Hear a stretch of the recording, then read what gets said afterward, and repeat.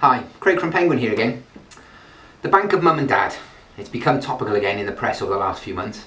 The Bank of Mum and Dad is now the 10th biggest mortgage lender involved in 1 in every 5 property transactions today. They reckon over 6 billion has been lent by one generation to the next to help them get on the property ladder. Apparently a quarter of families have lent some money to their kids without even being confident that they've got enough to last them the rest of their lives.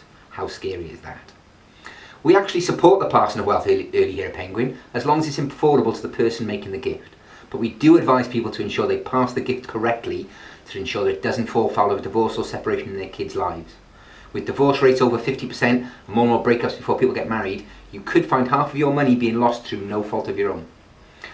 I personally recently had a client turn up to one of our coffee mornings we run every month. I wasn't actually due in until lunchtime, but he hung around because he wanted to thank us for our advice from 5 years ago. He gave each of his children 30 grand each to help buy a home, and we advised him to lend it to them from a trust fund. He took our advice and he admitted didn't believe it would do what we said it would. We told him he'd make sure it'd stay in the family if something went wrong in his kids' lives. He hung around to thank me because their daughter is now going through a messy divorce, and the clients were delighted when both divorce solicitors agreed that because we'd done it properly, the first 30 grand that was equity in the property would go back directly to their daughter and they'd split everything else 50-50. Absolutely delighted. Most people aren't aware that just by investing the time and maybe a little bit of money into the process and getting the right advice, you can ensure that should something go wrong in your kids' or grandkids' lives, the money is ring-fenced from any future problems and stays in the bloodline.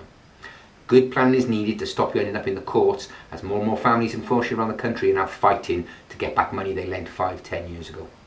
To get more information on this, please do contact us for a chat. Thank you for watching.